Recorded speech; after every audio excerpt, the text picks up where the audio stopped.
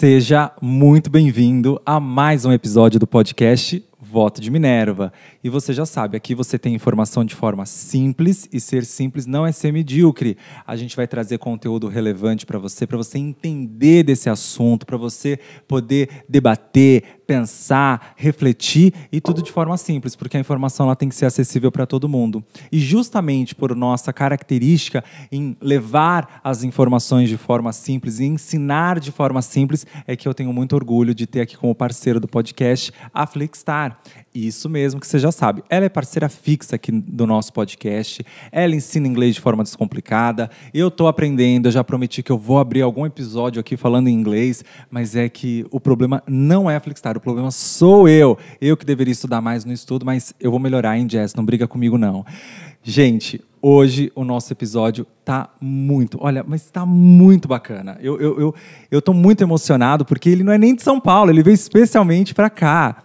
Ele, que é o filho da dona Raquel, do seu Ni, o menino que é lá da roça, da Esperança. Ele que é educador físico, especialista em autista, Rodrigo Brunel. Rodrigo, muito obrigado por ter aceitado o convite, muito obrigado por estar aqui, por ter vindo aqui participar do podcast.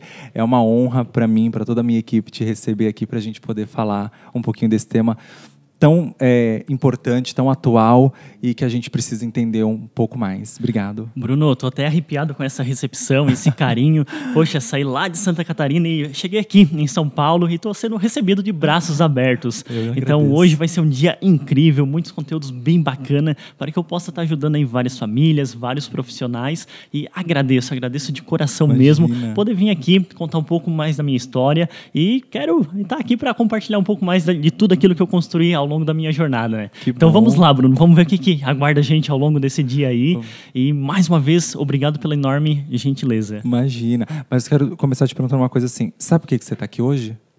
E agora, vamos ver Sabe o que espera a gente aí, né? Rodrigo, aqui no podcast, nosso objetivo é sempre trazer pessoas relevantes para falar sobre temas relevantes. Bacana. E o Instagram, ele vem, como eu trabalho, como a minha advocacia é na parte de direito médico, da saúde, odontológico, então os Instagrams, eles são sempre direcionados àquilo que eu consumo. Sim. E aí chegou para nós o seu Instagram, eu comecei a te seguir e a admiração foi lá em cima pelo trabalho que você desenvolve e por essa abordagem, né, que a gente vai tratar aqui hoje, que é a abordagem do educador físico no autismo.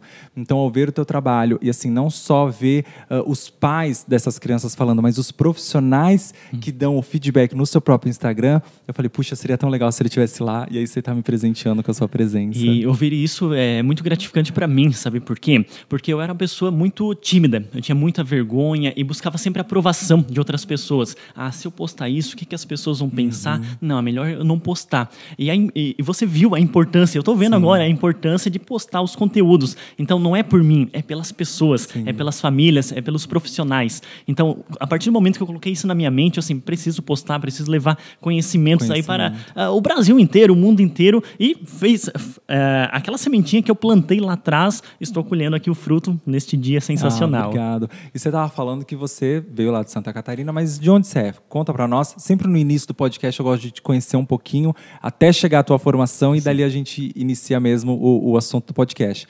Diz para nós de onde você veio. Fala para nós um pouquinho dessa tua trajetória. Eu sou de Sara, Santa Catarina, a capital do mel, essa cidade conhecida. Eu nasci, fui criado na roça, trabalhei até meus 21 anos de idade. Adorava trabalhar na roça, sempre gostei dessa questão de trabalhar. E a gente trabalhava na lavoura de fumo, era a principal agricultura lá. Fumo, feijão e milho, mas o fumo é o que predominava. Então, eu sempre gostei de pensar algo além. Gostava de fazer aquilo que precisava ser feito ali, trabalhar em família.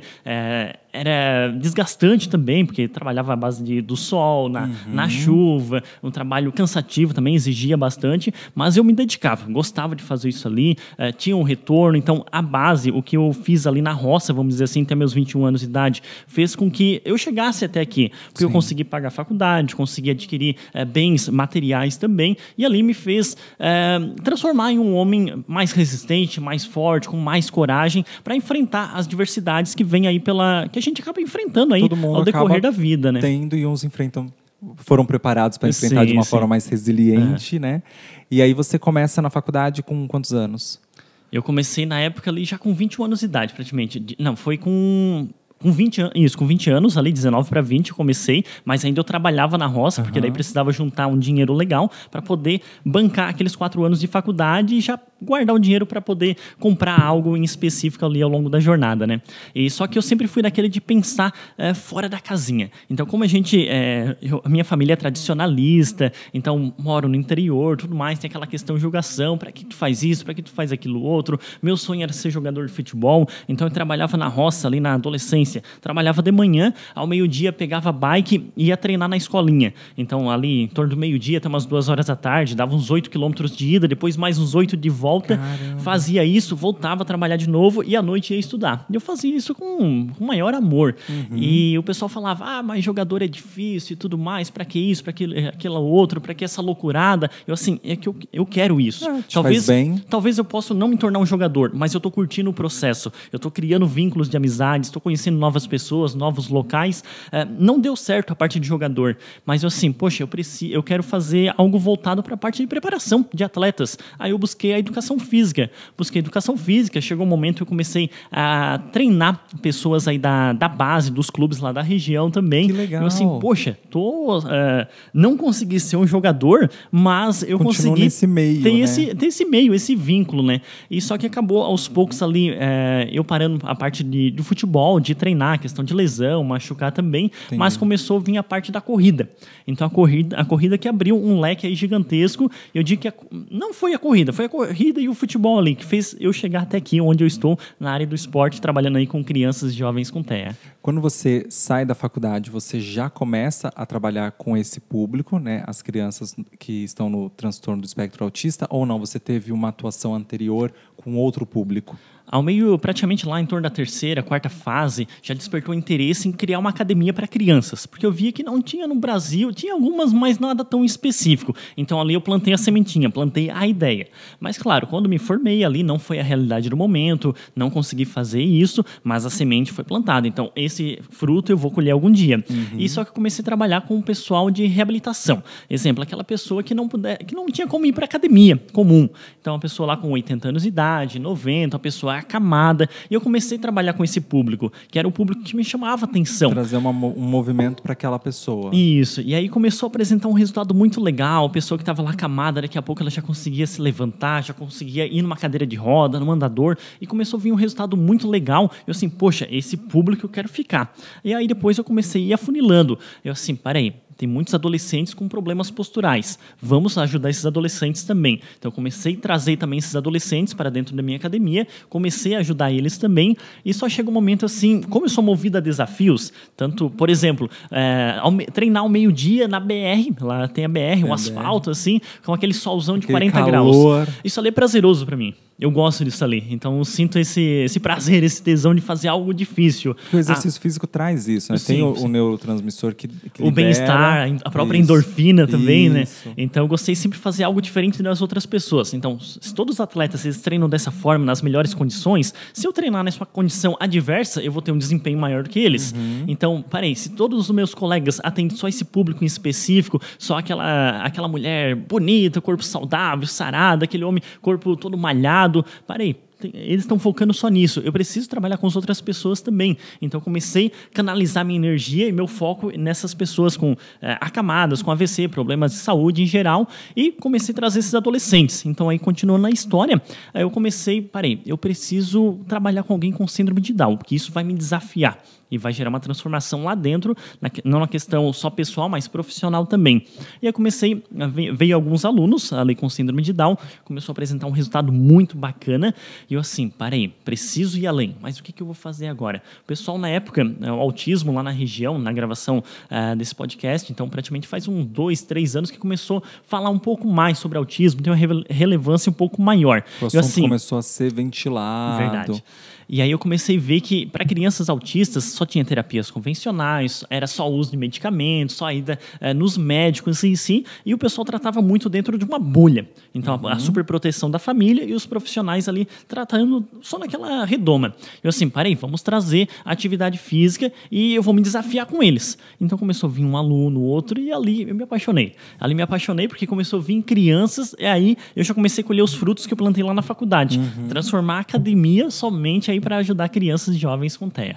Até porque quando a gente pensa no educador físico, a primeira ideia que vem na nossa cabeça ou é o personal trainer, né, o cara que está ali na academia, o professor da academia, o tio da escola, que uma vez por semana tem a educação física ali, vamos jogar bola, vôlei, handball, enfim. Você, quando eu digo, normalmente, via de regra, as pessoas não associam o trabalho do educador físico, a figura, de repente, do professor da escola, como alguém que está destinado ali a trazer um avanço, um desenvolvimento para uma criança com TEA. Né? E eu vejo muitos profissionais que eles acabam só focando aqui. Então é como se fosse aquele cavalo que está com o tapa-olho aqui do lado, então ele só quer focar nesse público em si. Mas só que a parte da educação física, a parte da reabilitação em si, também envolve a fisioterapia, tem algumas formações nessa área, ela é muito ampla. Então você pode trabalhar desde um bebezinho até uma pessoa com 120 anos de idade, seja uma pessoa com nível atlético, ou seja uma pessoa que está lá dentro de casa, à beira da morte praticamente, que foi casos de alunos que eu já peguei. Tem um vídeo assim no seu Instagram, né? Sim, a pessoa estava lá acamada,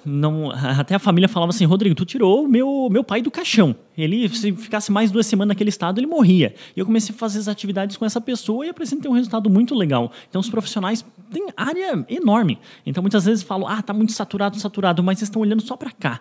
Enquanto para cá tem só para o mercado azul. Que está saturado. Sim, perfeito. Né? Só para o mercado que está... Então, de fato, ele vai estar sempre. Sim. Rodrigo, a gente entrando bem agora assim, no tema do autismo, a gente sabe que normalmente para você fazer entrega de objetos ou algum tipo de movimento para uma pessoa autista, essa entrega ela tem que ser com movimentos lentos, ela tem que ser bem explicativa, né? E aí quando a gente vai falar de atividade física, não é isso. A atividade física ela é mais enérgica. Como despertar o interesse dessa criança que está ali dentro do espectro autista para as atividades físicas? Eu vou citar um exemplo aqui, por exemplo, para me entregar esse copo para você é simplesmente esticar o braço e você já vai pegar. Então é simples. Eu faço aqui em frações de segundo, mas muitas vezes para que eu faça uma criança pegar esse copo, eu vou ter que dar um contorno gigantesco, vou ter que fazer várias adaptações, utilizar vários gatilhos, fazer uma ponte maior ainda. Então, a parte quando a criança, que eu faço a criança praticar atividade física, então, o que eu preciso fazer? Despertar o interesse e gerar conexão. Fazer ela sentir confiança em mim. Então, eu tenho que chegar até ela. Não adianta eu trazer ela próximo para a atividade. Não vai dar certo. Eu tenho que chegar lá próximo a ela. Ela vai se sentir confiante com o profissional, vai sentir confiança no ambiente em si, vai gerar essa conexão e ali eu trago muita parte lúdica. Então, por exemplo, muitas vezes eu quero fazer com que ela corra nessa linha reta e volte. Então, talvez uma ou outra vai conseguir fazer, mas nem todas vão fazer dessa forma. Algumas eu tenho que pegar papelzinho de EVA, colocar o chão para ela pisar em cima. Outras eu vou ter que colocar alguns peixinhos de papel ao lado, porque ela vai associar, opa, eu não posso pisar aqui do lado porque o peixinho pode morder no meu pé e tem a água, então eu vou pisar só em cima dessas pedrinhas. E ali eu começo a criar várias situações bem lúdicas para despertar esse interesse na criança. Então, por exemplo, uma criança, ela não tinha jeito de praticar atividade física. Ele está diagnosticado com TDAH e também com TOD, um menino com 9 anos de idade, sobrepeso também, e o pai assim, já tentei de tudo, ele não faz atividade física, dentro de casa é muito difícil. Aí o que eu fiz? Comecei a estudar o histórico. Ele era uma criança que gostava de jogos eletrônicos, lutas, guerras, ele assistia isso o dia inteiro. Eu parei, tá aí a sacada, vamos começar por aqui. Aí depois também eu vou falar uma dica bem legal para os pais aí. Então vamos começar por aqui, não vou começar ao lado contrário, tentar trazer ele para fazer isso. Não é isso. Vamos se conectar com aquilo que ele já está familiarizado. Fui lá, comprei uma granada de plástico. Paguei, sei lá, R$5. E quando ele viu essa granada que eu entreguei para ele, o olho dele brilhou. A pupila dilatou. E aí, assim, poxa, tá aqui o caminho. Já gerou a conexão. Ele pegou essa granada, sorriu e arremessou. E eu assim, para aí, tá aí o caminho, vamos fazer uma atividade física em cima disso. Fui lá, peguei a granada, entreguei na mão dele, ele arremessou novamente, peguei na mão dele, a gente saiu correndo. Ele associou aquilo que ele viu lá no vídeo, assim, no dia a dia. No filme, e aí, enfim. eu comecei a trazer para atividade. O que a gente vai fazer hoje? Você vai subir em cima dessa caixa, essa caixa vai ajudar a fortalecer sua perninha, você vai pegar essa granada, vai arremessar, a gente vai sair correndo e se esconder numa casinha que eu criei. Então, ali, ele fez praticamente mais de 100 repetições. Então, 100 repetições, ele saiu suadaço ali do treino, ele subindo várias vezes a escada, fortaleceu a perna, teve a questão da concentração, porque ele tinha que saber que tinha que subir em cima da caixa para poder arremessar essa granada, para poder ir lá se esconder na casinha. E ali a gente começou a trabalhar repetições. Claro, não fiquei até hoje fazendo isso. Então, eu fui substituindo essa granada aos poucos. Mas aquilo foi para vincular Isso, para despertar o interesse. E até chegou o momento ali, praticamente foi 3 semanas, praticamente, 3, 4 semanas, que eu já dei uma caneleira de 1 quilo para ele, caneleira cheia de areia, pesadinha. Então troquei pela granada, ele pegava essa caneleira e arremessava. Ele associou o mesmo atividade, o mesmo exercício. Só que ali estava fortalecendo o bracinho dele, a mãozinha dele, trabalhando destreza, porque ele não conseguia segurar um lápis. Então eu trouxe essa parte de pegar essa caneleira e arremessar. Então é muito complexo isso, e o profissional precisa estar fazendo essas adaptações para gerar essa conexão. Porque muitas vezes o profissional fica frustrado. Eu tentei dessa forma, criei ali todo um programa bem bonitinho, mas ele não soube trabalhar da forma lúdica, não soube gerar essa conexão com a criança.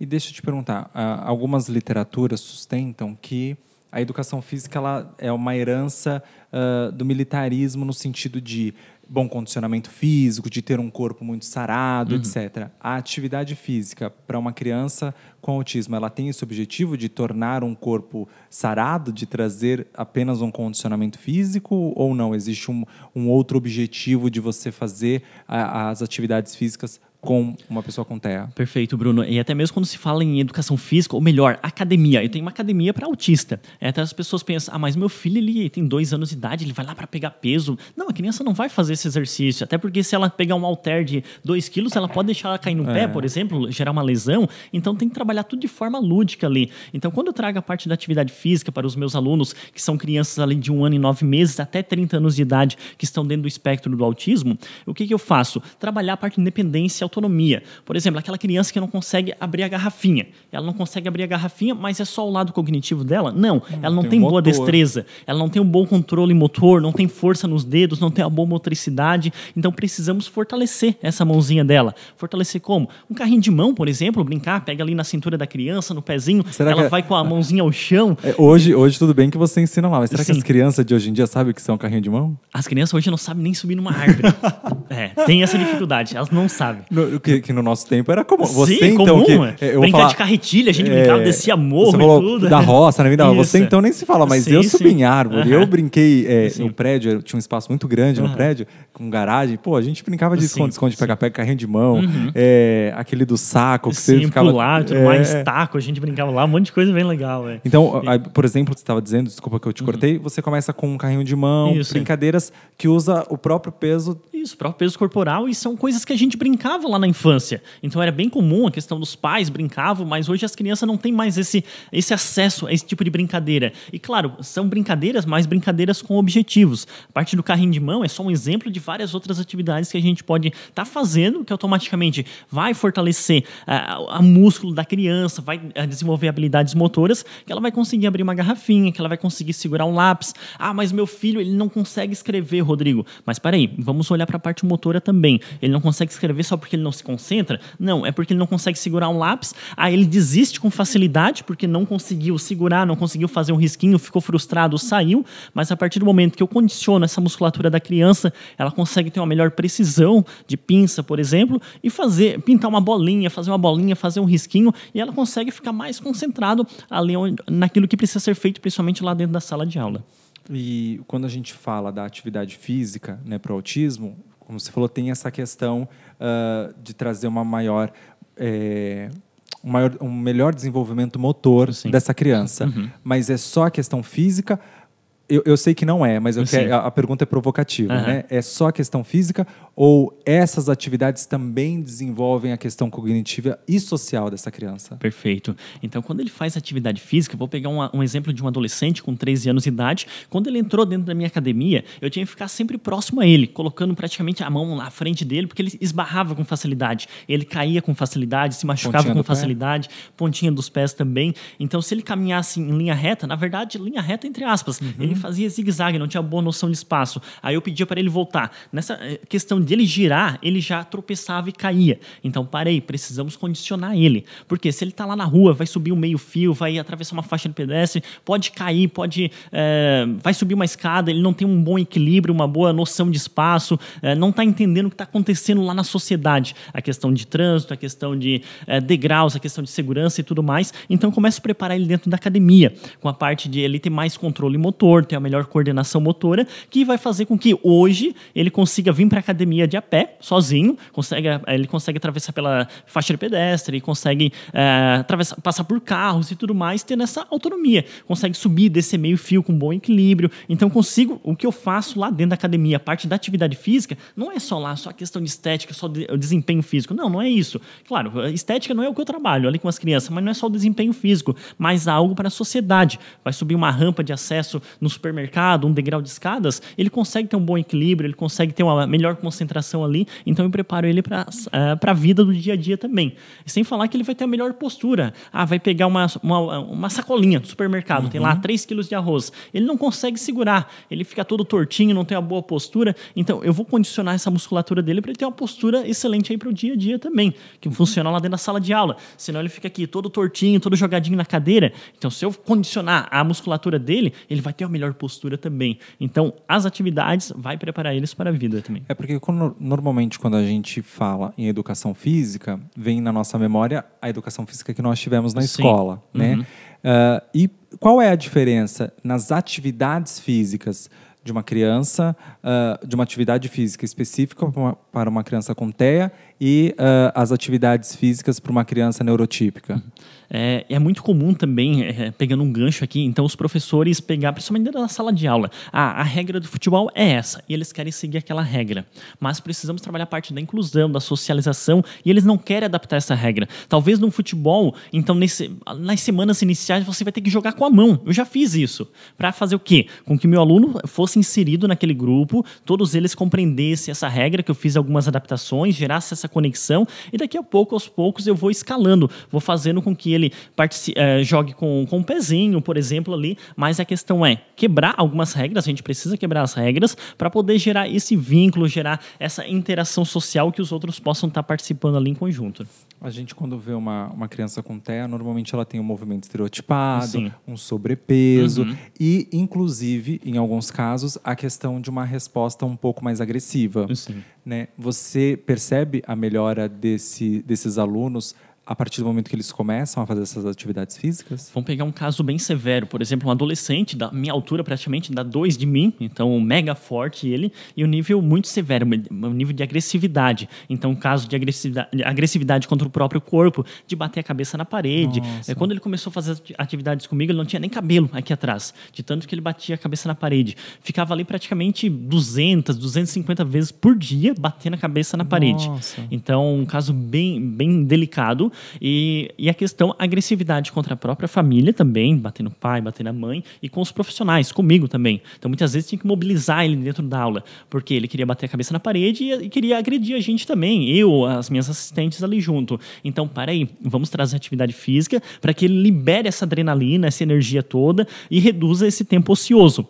Então, se ele quer, por exemplo, ele chegava aqui na minha direção, ele vinha para bater em mim, querer dar um soco, querer dar um tapa. Aí eu falava para ele, agora você vai pegar esse bambolê e você vai levar lá naquele alvo. E ele pegava e ia. Ele começou a compreender esses comandos. No começo ele fazia 1, 2 vezes, mas depois de um período ali de 8, 9 meses, ele já estava fazendo mais de 50, 60 vezes. Então, reduzia esse tempo ocioso. Então, quando ele estava agitado, eu trazia atividade física, as brincadeiras lúdicas ali, dava uma função, um objetivo para ele, e ele conseguia fazer, então, reduzindo esse tempo ocioso, reduzindo a agitação e agressividade contra o próprio corpo e contra outras pessoas também. Que bacana. E uma curiosidade que eu quero que você fale para nós, o azul é a cor do autismo, Sim. Né? E eu vejo que você tá sempre de azul. Sempre de azul. O seu Instagram, ele é azul. É tudo azul. Por que azul? Não é colorida, é tudo azul lá. É azul. É por que azul? Então tem várias questões assim por trás de quando você cria uma identidade. Então foi criada a identidade, questão da cor azul para o autismo, mas eu particularmente, eu gosto do azul. Então, eu gosto do azul, eu me visto de azul. Então, eu me sinto confortável com isso. E outra questão, por exemplo, quando a gente trabalha com crianças, as crianças são muito específicas. Então, por exemplo, eu vou bater uma fotinho minha. A foto é essa, eu tô lá na praia, sei lá, com uma roupa aleatória, uma roupa amarela. Aí eu bati essa foto e eu mandei para o pai, para ele mostrar para o filho dele que essa criança iria vir fazer atividade comigo. Então, para gerar uma conexão, o pai fazer toda a preparação, a explicação, que esse aqui é o tio Rodrigo. Aí, chegando lá na academia, eu tô com uma roupa totalmente diferente daquela da foto. Uma roupa vermelha, a criança não vai associar. ela pegou, opa, era uma roupa amarela antes, agora uma roupa vermelha, agora um penteado diferente. Esse aqui não é o tio Rodrigo, quero ir para casa. Então, a partir do momento que eu começo a criar uma identidade, até muitas pessoas que me acompanham nas redes sociais, às vezes lá na rua, assim, Rodrigo, ó, eu não te conheci de rosto, mas eu associei a foto que tu postou lá no Instagram, que tu posta só com essas roupas nesse tom, e eu te vi aqui e eu te chamei para conversar contigo. Então, gerou essa conexão também, gerou essa facilidade. Então, a partir do momento que eu criei essa identidade, fica mais fácil para as crianças saberem que esse ali é o tio Rodrigo e também as outras pessoas que acabam me vendo na rua. E tem outro ponto também, a questão, por exemplo, se eu trabalho numa empresa, tem lá mais 10 colegas de profissão ao meu lado, então hoje eu vou com uma roupa amarela, na segunda-feira, terça-feira eu vou com uma vermelha e depois na quarta eu vou com uma azul. Aí depois chega lá na quinta eu começo a repetir. Na primeira semana, tranquilo, lá na segunda semana eu vou na segunda e na terça com a amarela. As pessoas de maneira inconsciente começam a me julgar. Mas ele só tem essa roupa. Só essa roupa. Daqui a pouco eu vou lá com outro dia, sigo 2 dias com a mesma roupa. O pessoal já começa a julgar, só tem essa roupa.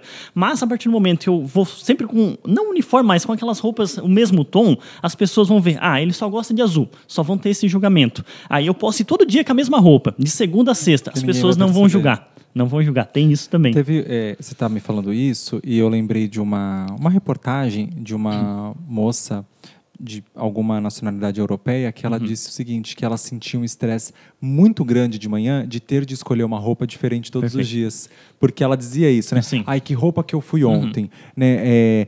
Como é que eu estava antes de ontem? Será que eu já usei essa roupa essa semana? E ela disse que gerava um estresse muito grande. Então, o que ela fez? A empresa que ela trabalhava não tinha uniforme, mas ela criou um padrão. Criou um padrão para ela, criou ali como se fosse um uniforme e ela usava isso todos os dias. E ela falou assim, eu melhorei meu sono porque eu não precisei acordar mais cedo para escolher uma roupa. E muitas vezes a gente tem isso, né? Eu estava conversando com o meu terapeuta uma vez e eu falei para ele assim, gera um estresse escolher roupa, né? E ele falou, é mesmo? Fala mais, não sei o que. Eu falei, sim. Porque, por exemplo, eu tenho meus clientes que eu vou muito até meus clientes por conta da correria deles, enfim. Então, eu marco uma reunião, vou até lá, vejo o que está acontecendo.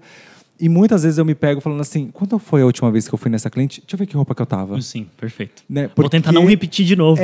Para não repetir. Porque normalmente gera uma foto, gera um story no Instagram, né? E aí esse nosso receio. E você repetir só uma vez, a pessoa já julga, de maneira inconsciente, já é natural do ser humano. Ou de repente você publicou uma foto lá, 3 fotos depois, então essa foto vai pra cima, a nova foto, e aí você tá com a mesma roupa no intervalo, sei lá, de 3 semanas. A pessoa fala, nossa, só tem essa roupa. E gera esse estresse. Isso é um caso muito grande de baixa autoestima, porque você comprou aquela roupa com aquela empolgação, aquela roupa amarela. Aí daqui a pouco, não, se eu colocar essa, eu tô me sentindo um pouquinho gordo e tal, não caiu bem, não vou colocar essa roupa. Então, gera uma autoestima lá para baixo. E a partir do momento que eu crio esse padrão de roupa, então eu economizo energia e economizo tempo. E o tempo que sobra para isso, eu canalizo para outras coisas importantes. Então, eu sei que com esse padrão de roupa eu vou me sentir bem. Então, eu vou lá, escolho esse aqui para ir no templo, para ir na missa, na igreja, enfim, eu utilizo esse aqui.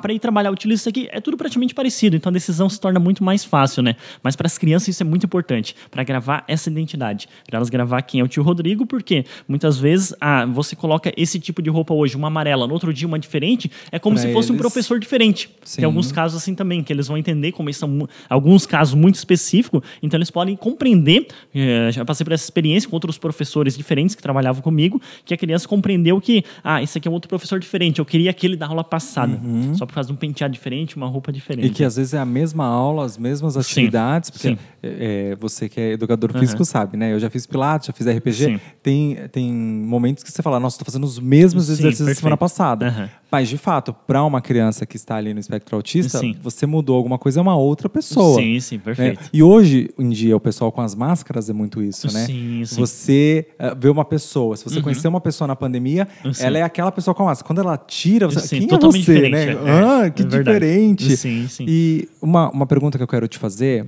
e aí até peço que, eventualmente, se eu parecer capacitista, que você me corrija. Uma vez, uma amiga falou assim que ela tem filhos, né? E ela falou assim, Bruno, uma mãe, ela sempre tem um olhar mais focado, mais apurado. Ela sempre tem um cuidado especial com aquele filho que vai mal na escola, que tem problema de relacionamento com os amigos, que não expressa muito bem seus sentimentos, se fecha muito. Enfim, aquela criança que de alguma forma parece ser mais sensível, aquela mãe dá um pouco mais de atenção. se você estiver num ambiente, né, exercendo sua profissão, onde existam crianças neurotípicas e atípicas, você tem uma atenção maior para essas crianças atípicas ou é meio deixa? Vamos citar um exemplo aqui, até essa semana postei lá nas redes sociais, então já vamos trabalhar dois assuntos aqui junto. Então, o que acontece? Então, por exemplo, lá dentro da sala de aula, tem lá 30 alunos e tem 2 que estão dentro do espectro do autismo. Aí, sem querer, uma criança que está dentro do espectro, ela começa a entrar em situações de crise, começa a arremessar alguns objetos, chorar, se bater, se jogar ao chão. Aí, uma outra criança, vendo aquela situação, pergunta de maneira inocente para o professor: professor, por que ele está fazendo isso? Aí o professor, talvez ao meio da correria ou sem um direcionamento específico, ele acaba falando: é porque ele é autista. Até aí tudo bem, mas começa a desenvolver um problema gigantesco. Por quê? Essa criança vai chegar em casa e vai falar: mãe, lá dentro da sala de aula tinha uma criança que estava chorando, estava se batendo e tudo mais, e o professor falou porque ele é autista. Aí a mãe também, sem ter esse conhecimento, ela vai falar: não, você não vai perto daquela criança. Já começa essa parte de discriminação, de julgação. Né? E de um conceito, sim, né? Não é o preconceito, é o preconceito de maneira inocente, porque essa criança vai falar para o outro: não vai lá perto dele porque ele é autista. E aí começa a criar esse problema, começa a crescer esse problema, porque vai passar daqui 2 anos, daqui 4 anos, essa criança, que ela foi instruída dessa forma, de maneira inocente, digamos assim, ela vai receber um diagnóstico que está dentro do espectro do autismo, e ela não vai se aceitar. E ali vai gerar um caso bem difícil. E tem muitos casos assim de alunos, então, que foram tratados dessa forma. Eu conheço ali na prática, assim, foram tratados dessa forma, receberam essas orientações, e agora, quando recebem um diagnóstico, eles não se aceitam. Não quero treinar aqui nessa academia porque tem a palavra autismo. Não quero ficar perto de autista. Não, eu não me aceito ser autista, e eles ficam se agredindo. Então, tem muitos casos assim, bem específicos, né? E o professor, ele precisa ter uma atenção e um olhar 360.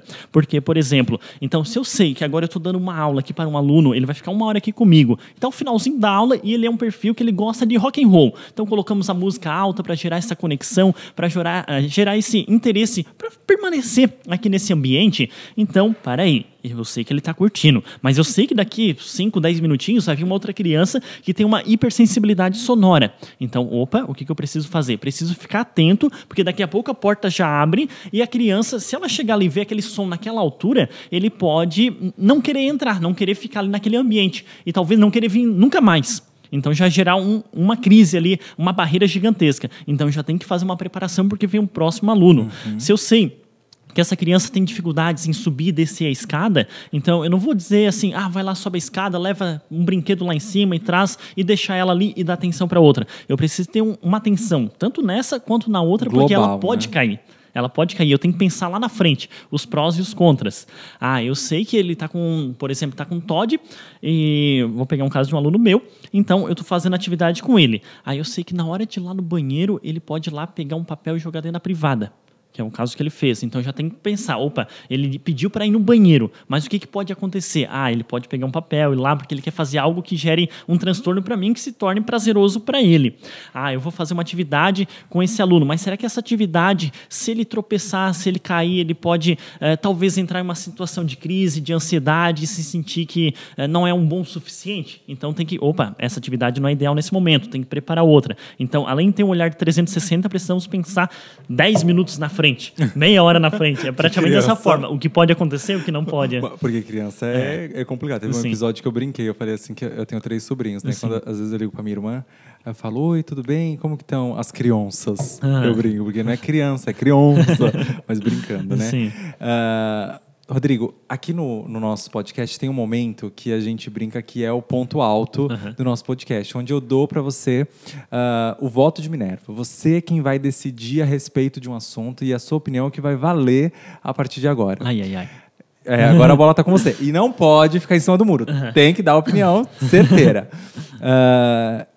A gente vê, hoje até surgiu de novo uma discussão, né, de você ter as escolas especiais, né, para você colocar essas crianças atípicas ali dentro, né, quase como se fosse um depósito. Sim. E as escolas das pessoas, com muitas aspas, normais, porque as outras atrapalham. Sim. A tua atividade física, o teu desenvolvimento, a tua prática profissional, a criança neurotípica, ela tem que estar junto da atípica? Perfeito. E vice-versa? Eu tenho um exemplo bem prático, antes de eu dar o meu voto sobre isso. Então, eu fiz hoje meu foco, eu sou especialista na área do transtorno do espectro do autismo, então eu trabalho só com esse público em específico. Então, é algo que eu eu quero ser especialista nisso, então acabei me tornando especialista nisso. Claro, se vir uma criança que não está dentro do espectro, eu posso atender? Posso também, bem tranquilo. Mas como eu fui especialista, mas só que lá atrás, quando eu montei, tem duas academias, na verdade. Quando eu montei essa segunda, então eu fiz uma divulgação para colocar crianças que não estão dentro do espectro, juntos. E o que aconteceu? De 17 mães que entraram em contato, que os filhos não estão dentro do espectro, todas elas vieram para matricular. Mas chegar no momento que souberam que os filhos estão dentro do espectro, quer dizer, que as outras crianças e o foco maior da academia tem um público maior, no caso, que são crianças que estão dentro do espectro, elas assim, não, mas meu filho não tem problema, não vou colocar meu filho. Todas as 17 recuaram. Então, por uma questão de preconceito da sociedade, preconceito dessas mães, não consegui colocar esse projeto em prática. Então, senti isso na pele. Foi um teste que eu fiz, vamos ver como é que vai ser a reação, e foi uma reação negativa. Então, sei que as pessoas cobram muito isso e tudo mais, mas lá na prática é bem difícil. Quis fazer essa interação, mas não deu certo. Todas elas disseram assim, não, mas eu não vou colocar meu filho porque ele não tem problema. Elas falaram assim, não vou colocar meu filho porque lá é uma academia para autista. E vai que ele começa a desenvolver outras particularidades e tal. Como se ele pudesse pegar, né? Como se fosse contagioso. Sim. Que absurdo. Só que isso é muito importante, porque a questão, quando eu trabalho com os dois públicos, então essa criança, a criança é inocente, é igual o medo, ele não nasce com a gente. O medo ele é criado, é colocado pelos pais, é colocado pelos professores aí, na nossa mente, pela sociedade. Então, alguns medos são interessantes, mas alguns eles acabam sendo extrapolados, né? Não vai lá na água porque você vai se afogar. Então, eu fui criado dessa forma, praticamente assim. Aí tinha trauma de água. A água até a canela, aí porque a gente achava que ia se afogar. A gente tem que olhar os sentimentos de uma forma de que eu não posso não ter, ou eu não posso ter a ponto dele me paralisar. E o medo é uma questão dessa, né? E você continua. E a partir do momento que eu trabalho com esses dois públicos, então, essa aqui são crianças que não estão dentro do transtorno do espectro e essas estão. Então, a criança, ela é inocente. Então, se eu começo a trabalhar os dois em conjunto, essa aqui vai começar a respeitar entender as particularidades. Empatia. Vai ter essa empatia. E essa aqui vai ajudar essa aqui a ter um desenvolvimento sensacional. Tanto que essa também vai ajudar essa a ter um desenvolvimento maior. Talvez pensar um pouquinho mais, refletir um pouquinho mais, conseguir olhar para as coisas de uma outra forma também. Então, é muito importante quando trabalha em conjunto. Só que a gente precisa, muitos se falam em preparar a criança para a sociedade, preparar a criança para a escola e tudo mais. Não, precisamos fazer o contrário também. Preparar a sociedade para conseguir ajudar elas. Sim. Porque se eu trabalhar aqui dentro das escolas diferentes, a escola A, a escola B, essa aqui só atende crianças que estão dentro do espectro, as outras crianças não atendem. Então, mas só que lá na sociedade, no supermercado, elas vão estar em conjunto. Qual a pluralidade que elas vão viver, né? Lá no supermercado vão estar em conjunto, lá no hospital vão estar em conjunto, e aí vai chegar um momento que ela vai perguntar, mas por que aquela criança está chorando, mãe? E aí vem aquela historinha que eu falei anteriormente. Porque ele é autista. E aí começa a desencadear todo aquele problemão, né? Então, quanto mais cedo a gente começar a trabalhar em conjunto, isso vai dar um resultado sensacional e vai ter muito menos problema lá na frente na sociedade, né? Então, sou a favor dessa parte da inclusão. Mas precisamos preparar os profissionais, que hoje 99, quase 9% aí não tem essa preparação de saber fazer essas adaptações, né? Porque quando a gente pensa na sociedade, né? Eu gostei que você fala assim, a gente precisa também preparar a sociedade para receber. Mas me vem muito uma ideia quando fala assim, vamos preparar os filhos para a sociedade. É muito essa questão de assim, eu vou preparar meu filho para ele ser o melhor empresário, o melhor não sei o quê, e quase nessa criança neurotípica, quase como se ela fosse um robô a cumprir tarefas, né? E nada pode desviar o olhar deste meu filho a um futuro de sucesso. E o que é um egoísmo muito grande, né? É um egoísmo, inclusive, com o próprio filho. Será que o filho quer isso? Sim. Né? Ainda mais nessa sociedade atual. Por exemplo, na minha época, não que sejam tantos anos assim, mas enfim. Vai fazer faculdade de quê? Eram aquelas profissões muito tradicionais. Sim, perfeito. Né? Hoje eu tenho Faz essa porque dá dinheiro e tal. Eu tenho um sobrinho de 21 anos que está fazendo algo ligado à informática. Sim. existe um preconceito meu, principalmente porque eu ouvia muito dos meus pais, mas vai viver como? Isso dá dinheiro? Perfeito. Né? E a questão, os pais, assim, eles querem que o filho tenha esse caminho, mas só que não é, como você falou, Bruno, não é algo que a criança quer, não é o propósito dela, aquilo que está lá dentro do coração. O caminho dela é outro. Os pais estão ali, estão cumprindo sua missão. Agora as crianças vão cumprir outra missão. Não quer dizer que vai ser a mesma. E na maioria das vezes, mais de 90%, os pais acabam passando para os seus filhos as suas frustrações.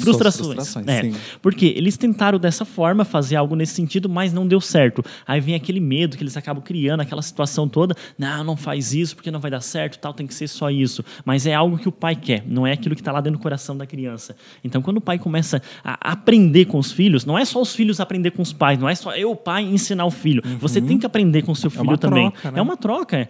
E por isso que gera, principalmente ali na adolescência, muitos atritos. Então, o adolescente ele fica só lá dentro do quarto, fica lá por quê? Porque o pai não abre, o pai não chega próximo a ele para ter uma conversa. O pai só quer seguir aquele padrão ali dele, por exemplo.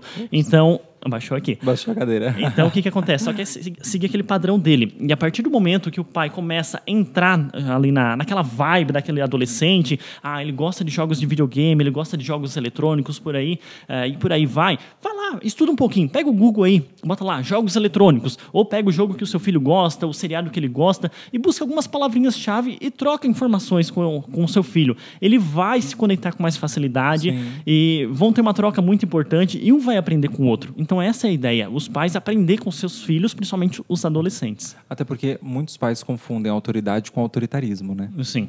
E aí, eu acho que o autoritarismo vai para esse caminho, né? Você tem que fazer o que eu quero porque eu sei o que é bom. Sim. E você invalida absolutamente ouvir, pelo menos, o que esse filho quer. É verdade. Né? E você nem o escuta, como que você quer que ele te escute? É verdade. E você estava falando da questão, você deu seu voto de Minerva, muito bom, né? Decidiu ali, tem que existir essa interação. Sim. No contexto escolar, eu quero sua opinião também no seguinte sentido, que eu percebo e o que eu vi como crítica na literatura foi no sentido de que muitas vezes existe uma confusão, né, entre a inclusão, né, deixa eu incluir essa pessoa e simplesmente colocá-la ali, que não é incluir, né? E no contexto escolar, muitas vezes, essa criança está incluída, ela está dentro de uma escola, uma escola, de novo, entre muitas aspas, normal. Mas, na realidade, ela não fica dentro da sala de aula. Pega aquele professor de educação física e fala, joga a bola aí com a criança, porque ela está atrapalhando. Por exemplo. Ela está atrapalhando minha aula. Ou não, leva essa criança para a educação física, mas enquanto os amigos estão lá jogando futebol, fica aqui sentadinho torcendo pro seu amigo ali, né? Ou pega uma bolinha, ou pega um ursinho, ou faz alguma coisa sentadinho aqui. Né? Isso ainda existe? E a inclusão, lá na teoria é muito lindo, é tudo muito maravilhoso e tal, mas na prática é difícil para acontecer. É na prática, mas eu fiz com que algo acontecesse na prática, para mostrar que os professores podem fazer isso e mostrar para eles a maneira errada que eles estão fazendo. Porque não adianta eu convidar uma pessoa para minha festa, eu mandei o convite, ele vai vir na minha festa, mas isso não é inclusão, isso não é interação social. É porque normalmente as pessoas confundem socialização com inclusão, né? Sim. Socializar, então, ele está aqui. Sim, tudo bem. É como se fosse um vaso. Convidei ele. É como se fosse um vaso. Tá aqui, ó. Eu socializei. O vaso está aqui, né? Agora ele fica quietinho lá no canto, lá sentado na cadeira, só assistindo ou só no celular. Então, isso ali não é inclusão. Então, a gente precisa colocar ele ao meio, talvez fazer uma adaptação na festa, a festa que eu digo, a própria atividade em si, para poder inserir, para ele poder ali estar participando. É igual a questão, muitos profissionais não adaptam as regras, tem que seguir esse padrão e você pronto. Falou do futebol, né? Futebol, Então, vai lá, faz, 15 minutinhos, por exemplo, que todo mundo tem que jogar com a mão e tal, faz uma brincadeira diferente, inventa na sua cabeça um determinado tipo de regras, eu faço isso, dá super certo, e todo mundo vai brincar. Vai fazer com que os outros compreendam também, com que os outros respeitem esse momento. Então, isso vai ser importante. Vai ser um balanço, um pouquinho de cada lado. Né? Até porque, e aí, você é o profissional da área, me corrija se eu estiver errado, a educação física dentro da escola, ela é para desenvolver uma atividade, um exercício físico para aquela criança. Ela não é um preparatório profissional. Sim. É isso? Sim. Então, por que não mudar as regras? É verdade, não precisa, ninguém vai trabalhar alto rendimento na sala de aula. É justamente isso, Sim, né? O alto rendimento. O cara quer ser jogador de futebol. Ele não vai se profissionalizar com a educação física da escola. Não é o objetivo ali a escola preparar ele para se tornar um jogador. Eventualmente, o professor vê nele uma capacidade, né?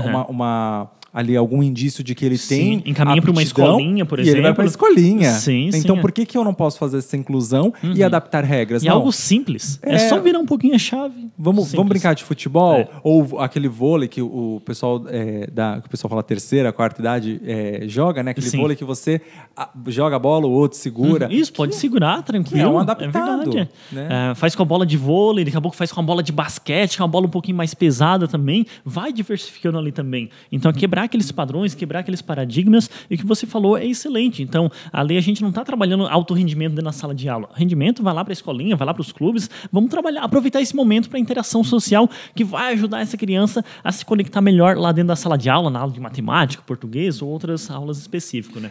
Até porque me veio um insight agora do seguinte sentido. A criança dita normal, ela tem muito a ganhar com uma socialização com aquele que é diferente. Né? Você falou do supermercado. A gente vai no supermercado, existem pessoas diferentes. Mas se a gente pensar, por exemplo, numa faculdade, ou a minha sala, por exemplo, no primeiro ano da faculdade, tinham 100 pessoas. Sim. Você pensa, por exemplo, no trabalho, no emprego, né? Você vai lidar com pessoas muito diferentes. Sim, né? sim, Nem verdade. todo mundo segue aquele padrão que você segue. Ainda mais se nós pensarmos numa cidade que não é capital, como a que você mencionou, onde normalmente as pessoas têm mais ou menos aquela cultura. Sim, perfeito. A partir do momento que você começa a conviver com alguém diferente, você desenvolve habilidades sociais para conseguir lidar quando você muda daquele quadro que você vive. E a criança, ela aprende muito rápido. Então, quando isso é trabalhado lá na primeira infância, lá no ambiente escolar, o resultado ele vem muito rápido. Principalmente antes, né? Ali daquela poda neuronal, se eu não me engano, 3, 4 anos, 5, que começa aquela poda. Pico de desenvolvimento. Imagina ela ali já tendo aquele contato com a pessoa, né? A aptidão em respeitar o outro. Só tem a ganhar. É verdade. Ô, Rodrigo, a hora voa. Sim, é verdade. O nosso podcast está quase chegando ao fim, quase. Mas eu queria terminar o nosso podcast com um assunto muito delicado, né? Que eu vejo muito, porque o meu escritório ele tem esse enveredamento e especialização só na área de direito médico. Então, a gente atende muitos pais, muitas mães, muitos guardiões na questão de processar o Estado, processar plano de saúde, em especial pelos tratamentos, para obter esses tratamentos perante a operadora de plano de saúde. Mas uma coisa que eu percebo muito dessa mãe, desse pai, desse guardião, é que ele ainda não entendeu ou ele ainda não parou para pensar que ele não vai viver para sempre. É verdade. E que essa criança, ela vai crescer e num dado momento ela vai estar sozinha. Sim. Então, eu queria que você falasse, conversasse, né, a respeito disso. O quão bom, o quão libertador será para essa criança esse desenvolvimento onde entra o trabalho do educador físico? O que eu falo para os pais têm que ser o treinador dos seus filhos. Você tem que preparar o seu filho para a sociedade, preparar ele para o mundo, para ele se tornar independente, ter essa independência e autonomia. Claro, não é preparar ele, daí já tem aqueles extremistas. Meu filho tem 3 anos de idade, vou dar a chave do carro, ele vai lá no supermercado, compra pão e traz aqui para mim. Não, isso não é independência. A independência e a autonomia, claro, alguns casos assim, mais à frente, mas estou falando nesse momento daquela criança que não consegue abrir uma garrafinha, que você fica dando água na boca dele. Então, por exemplo, o meu aluno está fazendo atividade. Ele está fazendo atividade lá comigo, aí ele quer tomar água. Ele não tem altura para pegar o copinho lá no bebedouro. Aí eu assim, poxa, eu poderia simplesmente lá pegar a água, colocar no copo e dar na boca dele. 8 segundos eu resolvo esse problema. Eu ia fazer isso a vida toda. Mas se amanhã eu não estiver aqui, quem é que vai dar água para ele? Então, parei, eu preciso ensinar ele. Mas ele não tem altura. Coloca uma cadeirinha, ensina ele a subir em cima, vai lá, ensina ele a pegar o copinho, trabalhar o gesto motor, esticar o braço, conseguir sentir a textura do copo, por exemplo, apertar no botãozinho. Talvez ele não tenha força, mas você pode auxiliar ali também. Então, eu vou ensinando ele, porque os pais devem sempre se perguntar da seguinte forma: e se amanhã eu não estiver aqui? Hoje eu faço tudo por ele, mas se amanhã eu não estiver aqui, quem é que vai fazer por ele? Sim. Eu sei que é algo que dói muito. E outra coisa que eu falo também é: em breve o seu filho vai ter 32 anos de idade. Hoje é uma criança, está ali com 3, 7 anos de idade, mas daqui a pouco vai ter 32 anos de idade. Será que você vai estar aqui? Vamos pensar na parte de independência e autonomia. Vamos preparar ele para a vida, para ele se tornar cada vez mais independente. O pouquinho que ele se tornar dependente e não precisar de você, isso vai ser um resultado sensacional lá na frente. Porque você quando eu falar dessa questão do bebedouro, né, que está ali acima, eu já pensei... é muito mais fácil. Muitas vezes eu puxo o copo, dou para ele, até falo assim, vai, aperta aí o botão. Sim. Mas eu dei uma ajudinha, não. E aí eu pensei nisso. Pô, podia colocar aquele step, Sim, né? perfeito. Ele sobe. Pega o copo. Uma autonomia total dessa criança. E você faz, isso é muito rápido, a criança aprende muito rápido. Você faz ali alguns meses, tanto os pequenininhos assim, ó, talvez alguns dias, outros alguns meses, daqui a pouco a criança já vai lá, pega o puffzinho, o step sozinho, coloca ali e sobe. Ela já criou esse mecanismo de pensar como eu vou resolver. Ela já vivenciou isso. Isso é importante. Porque hoje a maioria dos alunos que eu recebo, eles estão sendo treinados da seguinte forma. Chega na frente da porta do banheiro, é piscar o olho, a porta abre. Vai ali na frente da privada, respirou, a tampa levanta. Mas, porque os pais estão fazendo tudo por eles. Tudo de maneira automática. Não só os pais, mas os profissionais também. Uma questão de ser mais rápido, acabam fazendo. Ser mais rápido. Mas só que acaba atrapalhando todo o processo. E se amanhã você não estiver mais aqui? Quem é que vai dar água lá para o seu aluno? Quem vai dar água lá para o seu paciente no dia a dia? Então, precisa trabalhar essa parte de independência. Talvez a criança vai olhar para o lado, você vai pegar na mãozinha dela para abrir, rodar a maçaneta da porta, para empurrar, talvez ela vai olhar para o lado e ignorar, no momento não vai fazer nenhum sentido, mas a partir do momento que começa a trabalhar o gesto motor, vai gravar de maneira consciente, inconsciente também, isso que ela vivenciou. Na frente da porta tem que empurrar, na frente da tampa do vaso ali do WC tem que levantar. Então já começa a ir treinando essa criança para a parte do futuro, a parte de independência e autonomia. Nossa, muito legal. Rodrigo, quero muito te agradecer pelo episódio. Adorei, foi muito esclarecedor. Eu que agradeço. Conversamos sobre esses desafios, né, sobre essa independência, que traz a independência para a criança, mas também traz um alívio. Né? Eu, uma vez, estava num grupo conversando com algumas mães que não tinham crianças dentro do espectro autista. Elas tinham crianças deficientes, com ali algumas patologias bem severas. E elas diziam assim, o meu maior medo é morrer. Sim. Porque quem vai ficar com meu filho? É verdade. Né? E aqueles filhos, de fato, eles tinham aquele problema que eles não conseguiam desenvolver o mínimo de independência. Sim. E quando a gente olha para uma criança do espectro, talvez ela não se torne absolutamente independente e autônoma. Mas o mínimo do mínimo. Sim, ela vai desenvolver. O que ela já avançar já traz um benefício enorme socialmente para ela. Então, e traz tranquilidade para os pais também. Para os pais, sim. Então, eu acho que não precisa a todo momento, eu tenho que dar água na boca, será que está com sede, será que não está? Então, a criança já começa a desenvolver essa própria autonomia, já começa a entender o que está funcionando, como é que o corpo dela está funcionando, e o mínimo que os pais fizerem ali, com certeza vai dar um futuro brilhante aí para os seus filhos e mais tranquilidade para as famílias também. E como você falou, é a sementinha, né? Sim. A sementinha precisa ser plantada, né? Para o resultado vai vir. Colher. Lá na frente, a conta fecha. Lá na frente, você vai olhar para trás e ver que cada empenho, cada dedicação, aquelas noites em claro, aquela loucurada correria, terapia para cá, terapia para lá, o dia parecia não ter mais fim, no outro dia tudo de novo, mas você vai olhar para trás e ver que, poxa, cada passo que eu dei, todo o meu empenho, toda a dedicação, tudo isso valeu a pena. Valeu a pena. Rodrigo, obrigado por ter aceitado o convite. Bruno. Obrigado pelo papo. Eu tenho certeza que quem nos ouviu adorou, aprendeu. É verdade. Tanto que eventualmente não tenha um filho do espectro autista, mas entendeu a necessidade do filho dela conviver com pessoas do espectro. E até mesmo essa pessoa lá na rua, quando vê uma criança com um determinado comportamento, então não ter aquela autojulgação. Que mãe desnaturada, não cuida do seu filho e tudo mais. Mas ela começa a se policiar, entender, a gente tratou desse assunto, o Rodrigo falou dessa forma, outros profissionais falaram, vou entender o porquê aquela criança está fazendo daquela forma. Então já tira essa questão de julgação também, de julgamento também. Também. Que legal, obrigado, Rodrigo. Eu que agradeço, Bruno, agradeço por essa oportunidade, vim lá de Santa Catarina aqui para São Paulo, trazer conhecimentos para o pessoal e vão levar esse conhecimento adiante. Aí vamos levar adiante, porque agora, na hora que cair na internet, ganha o mundo. É verdade. E você que nos acompanhou em mais um episódio, que ouviu aqui com a gente o Voto de Minerva, a gente veio falar sobre educador físico e o autismo. Muito obrigado por ter nos acompanhado, tenho certeza que você gostou. É um assunto importante, é um assunto que eu já ouvi dizer, mas agora tudo é autismo. Que bom, porque agora a gente tem diagnóstico, prescrição e tratamento. Então, conhecimento nunca é demais. Eu quero agradecer também mais uma vez a Flixstar por estar conosco. Muito obrigado. Aliás, Jess, você que acompanha aqui os podcasts, comenta aí, já passou, tanto na escola regular quanto aí pela Flixstar, algum aluno autista? Comenta aqui que eu quero saber, hein? Até o próximo episódio. Não se esqueça de se inscrever no canal. Não se esqueça de seguir lá no Spotify, no Deezer, no Google Podcasts. A gente está em todas as plataformas e você consegue ouvir gratuitamente. Um abraço e até o próximo Voto de Minerva.